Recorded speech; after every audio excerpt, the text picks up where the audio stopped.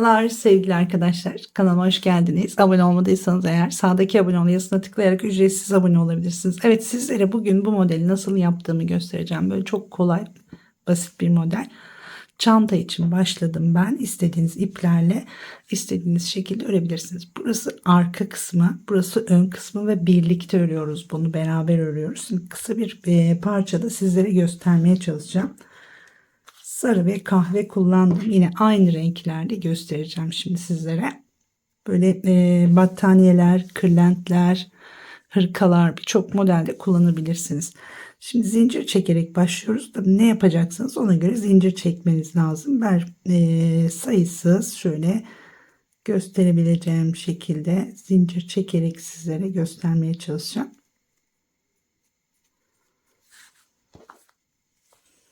Sarı ile başladım. Bunda da sarı ile başlamıştım. Evet, bu kadar yeterli göstermem için. Şimdi dilediğimiz kadar zinciri çektikten sonra tığımızı bir kez dolayalım.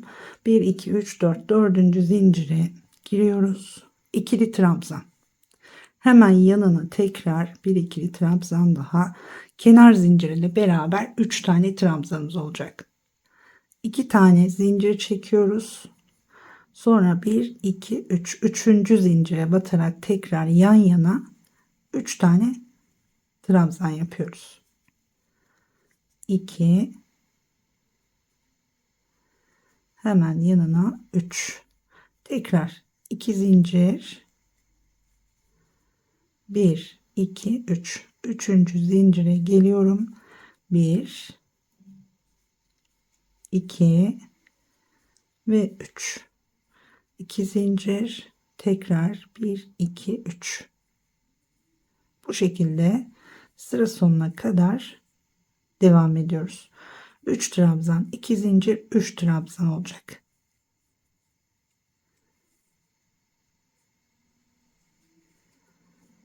1 2 ve 3 2 zincir. Şimdi sonda da 3 tane trabzanla bitiriyoruz. 2 ve 3. Evet, ilk sıramız bu şekilde. Şimdi diğer renge geçiyoruz. Şuraya bir işaretleyici takabilirsiniz. Çünkü ipimizi kesmeyeceğiz. Şöyle kaçmasın ilmeğimiz diye takalım. Kahverengi ilmeğimizi alıyoruz.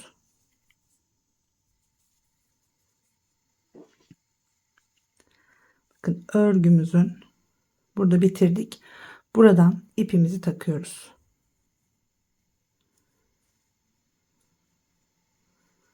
Şöyle bir tane zincir çektim. Sık iğne yaparak başlayalım. Daha iyi olacak. Şöyle bir zincir çekelim.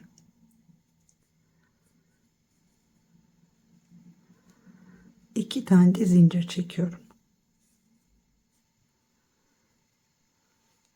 Ve tığımı bir kez doladım. 3 çekelim arkadaşlar. Zinciri 3 tane olsun. Gerdirmesin. Boşluğa batıyorum. Bakın trabzanları bu yönde yaptık. Şimdi zincirin diğer tarafına yapıyoruz. Zincirin diğer tarafına döndük. Boşluğa batıyorum. Bir ikili trabzan. 2 zincir. Aynı boşluğa tekrar bir tane ikili trabzan. Bir zincir. Diğer boşluğa geçiyorum. Her boşluğa bir tane trabzan. 2 zincir. Tekrar bir trabzan. Bir zincir tekrar diğerine geçtim. Bir trabzan. 2 tane zincir tekrar bir trabzan daha. Arada bir zincir. Bir trabzan, 2 zincir, bir trabzan. Bir zincir çektim tekrar son boşluğa geldik şimdi. 2 zincir tekrar bir trabzan. Bir zincir çekip şuradaki son trabzanımızın dibine şöyle bir trabzan yaparak bırakıyoruz. Bakın. Böyle zincirimizi çektik. Üzerine üçerli trabzanları yaptık. Sonra ipimizi zincirin diğer tarafından bağladık. Bu tarafına da bu işlemi uyguladık. Şimdi bu ipimizi de burada bırakıyoruz. Şöyle bunu şimdi bu tarafa geçirelim. Kaçmasın. Şimdi bakın bunu şöyle katlıyoruz. Sarı ipimizi alacağız. Buradan örmeye devam edeceğiz.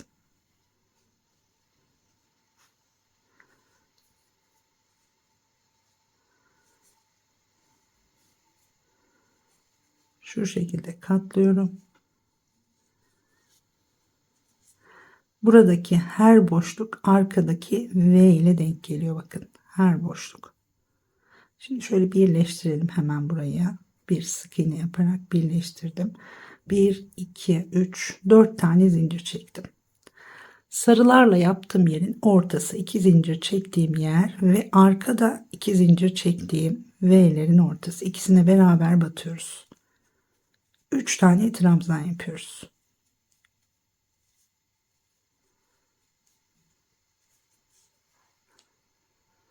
Tekrar 2 zincir geliyoruz sırayla.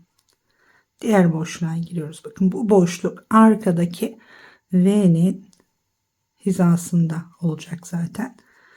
Buraya ikisini beraber batarak 3 tane trabzan yapıyoruz. Burası arkamız. Bu kısımda ön kısmımız. Bu şekilde sıra sonuna kadar yine geliyoruz. Aralarda 2 zincir.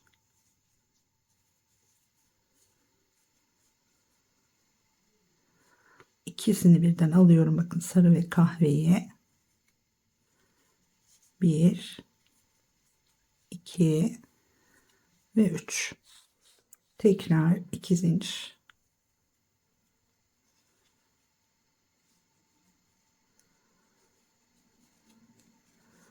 Bir,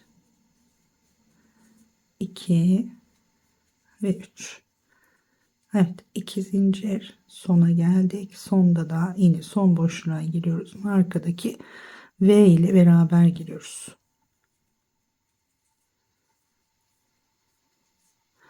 2 tane zincir çekiyoruz. Burada da şu sondaki trabzanımıza ve V'nin tam buradaki kenarına batıyorum. Bir tane trabzan yapıyorum. Şu son çekme işlemini şöyle yapabiliriz ya da hiç karıştırmayalım. Bakın şöyle yapıyorum. Bu ilmeğimi bırakıyorum. Şimdi arkayı çeviriyorum. Kahvedeki işaretleyiciyi çıkartalım. Sarıya takalım. Tekrar kahverengiyle devam edeceğiz çünkü.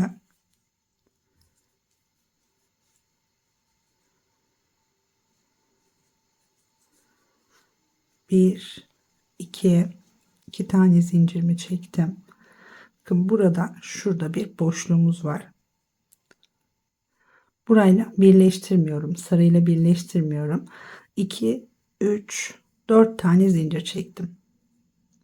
Hemen buraya sadece kahveye batarak bakın. Sarıya değil, sadece şöyle tutarsak daha rahat çalışırız. Kahveye batarak bir V oluşturmuş oldum. Bir zincir tığımı doladım. Şurada herhangi bir işlemimiz yok. Geliyoruz buraya. Sadece kahverengine batıyoruz. Bir trabzan, 2 zincir, tekrar bir trabzan. Arada bir zincir. Şimdi geliyoruz. Bakın burada tekrar şuraya sadece kahverengiyi alarak bir trabzan, 2 zincir, bir trabzan. Arada bir zincir, bir trabzan, 2 zincir, bir trabzan. Bunu şöyle kıvırdım, daha rahat yapıyorum. Normalde şöyle görünüyor. Bir zincirimi çektim. Buraya geliyorum. Bir trabzan, 2 zincir, tekrar bir trabzan. Bir zincir, sona geldik. Sonda da yine kahverenginin içine giriyoruz. Bir trabzan, iki zincir, tekrar bir trabzan. Burada bitiriyoruz bu şekilde. Sonra sarıya geçiyoruz. Bu taraftan örmeye başlıyoruz. Şu ilmeğimizi çıkartalım. Yani bunu buraya ister takın ister takmayın. Ben şimdi göstermek için takıyorum ama şurada büyü yaparken takmadan ördüm arkadaşlar. Şimdi bakın burayı bitirdik. İlmek kaçmasın diye batıyoruz sadece. Sarıya geliyoruz.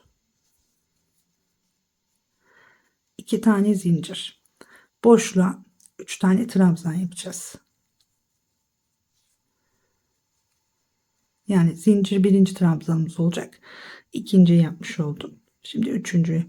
2 zincir. Tekrar sadece sarılara batıyoruz. Pardon. Yanlış anlatıyorum. Özür. Sadece sarılara batmıyoruz. Kahverengiyle beraber batacağız burada. Şöyle baştan alıyorum arkadaşlar. Şimdi döndüm. Bakın şu kahverenginin içine giriyorum. 2 tane zincir çekiyorum. Evet, şimdi beraber batıyoruz. Bakın bu sefer kahveler önde. 3 tane trabzan. 2 zincir geliyoruz. Bu sefer bakın. V'ler ön tarafta, boşluklar arkada. İkisine birden batıyoruz. 1 2 3. 2 zincir tekrar 1 2 3. 2 zincir 1 2 ve 3. Yani aynı işlemleri tekrar ediyoruz aslında. Bu şekilde renk geçişleri sağlamış oluyoruz. Sadece V'lere battım. Bu V'ler arkadaki boşluklarla aynı hizada. 2 zincir. Sona geldim. Burada da bir V'miz var ve arkasında da bir boşluğumuz var. Yine ikisine beraber giriyorum. 1 2 3. Evet, bu ilmeğimizi bırakıyoruz şimdi. Yer değiştirelim. Şimdi kahverengiye geliyoruz. Döndük.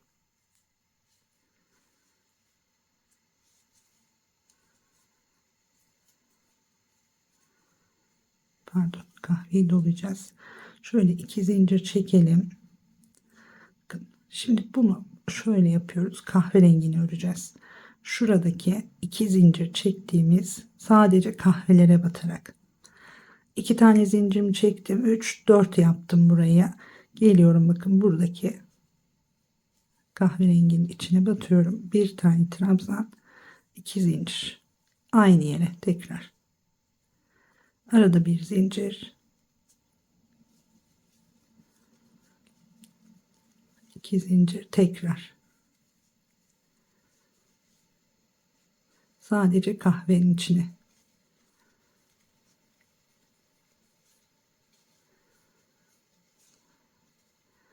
Bir zincir. Bir trabzan. 2 zincir tekrar. Bir trabzan. Bu şekilde geliyoruz sıranın sonuna. 2 zincir tekrar bir trabzan, bir zincir çekiyorum, tığımı bir kez doladım,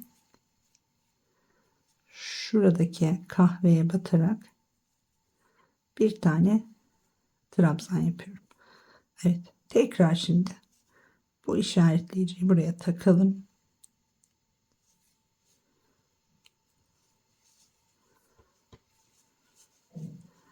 ve sarıyla örmeye başlıyoruz. İplerin yönü değişmesin diye bu şekilde döndürüyorum. Şöyle kahverengiyle burayı bir birleştirdim önce. 1 2, 3, 4 zincir. Bakın bir dolgu bir boşluk, bir dolgu bir boşluk şeklinde devam edecek. Şimdi boşluk olan kısmı yapıyoruz. Kenardan bahsediyorum. Bu sıradaki boşluğa batıyoruz. Bakın bu sıradaki boşluklar arkadaki V'lerle bu şekilde ördüğümüzde zaten tam karşı karşıya denk geliyor. Buraya giriyoruz ikisini beraber alarak 3 tane trabzan. 2 zincir. Arka böyle sarı ilerliyor arkadaşlar. 1 2 3 2 zincir tekrar ikisine beraber batıyorum. 2 ve 3.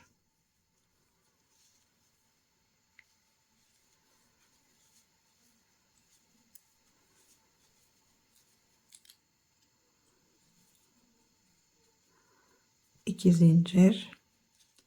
Son boşluğa da geldim. 3 tane trabzan yapıyorum. 2 tane zincir çekiyorum. Tığımı bir kez doladım. Son trabzanın üzerine batalım. Şuradan da kahverengiyi de alalım. Bir tane trabzan yapalım. Evet. Dönüyoruz şimdi. Buradaki işaretleri çıkartıp diğerine takıyorum. Şimdi kahverengiyle devam ediyorum. Burada bakın kahverengiyi yaparken yine şuralara batacağız. Bu aralardaki kahvelerin içine batıyoruz. Şurada da bir V yaparak başlamamız lazım. 1, 2, 3, 4 tane zincir çekiyorum. Hemen buradan giriyorum. Bir trabzan, bakın boşluğun karşısına bir V'mi yapmış oldum. Bir zincir geliyoruz buraya, bakın bu sefer de bu yüzden böyle batmaya başladık. Bir o taraftan bir bu taraftan gibi düşünün. Döndükçe yer değiştiriyor. Az önce şöyle tutarak yapmıştım. Kahverengilere batmıştım. Şimdi bakın böyle batıyorum.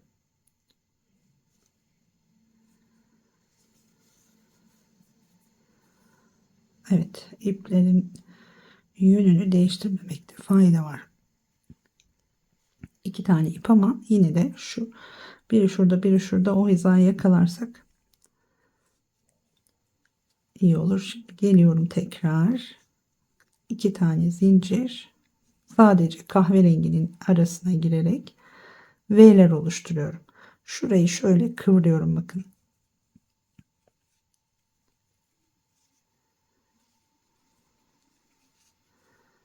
Bir zincir tekrar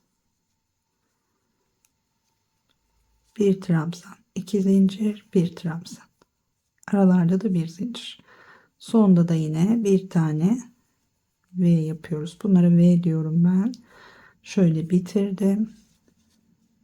Şimdi sarımız burada, bakın buradan alalım, bunu buraya geçirelim, gelelim sarıya.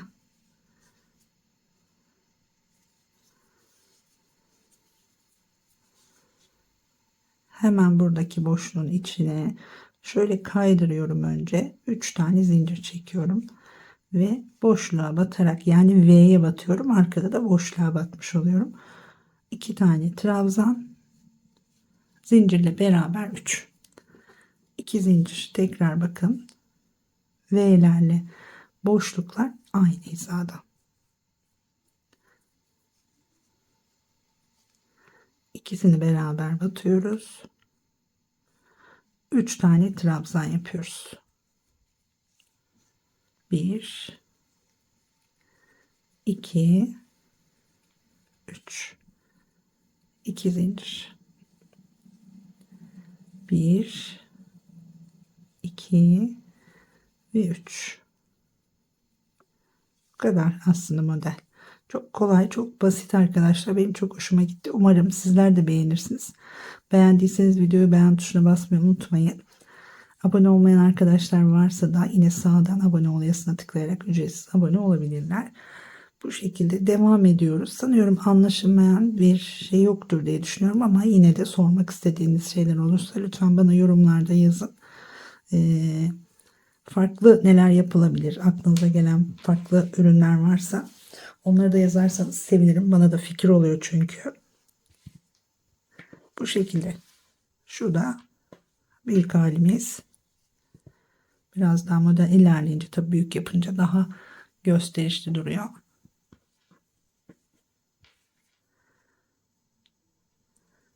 Böyle dilediğiniz kadar büyük ya da uzun. Sarıyı gidiyorum burada da. Sonra kahverengiye geçiyorum. Aynı şekilde buralara batarak birleştiriyorum. Evet, burada şunu söyleyebilirim. Şimdi bitişte nasıl yapacağız derseniz eğer. Şimdi bakın şu son sırada kahvelerle alıyorum. Bunu yapınca tekrar bir kahve yapmak gerekiyor. Ya da şöyle yapalım. Bakın hemen şuradan sökeyim burayı. Sarılara geçmeden kahveyi bitirdik diyelim ki. Şimdi sarıları yapıyoruz normalde. Burada bitireceğiniz zaman burayı komple sık iğne yaparak devam edebilirsiniz. Nerede ilmeğim? Evet, şöyle gelelim. Bakın şöyle göstermeye çalışayım. Kısaca aynı hizada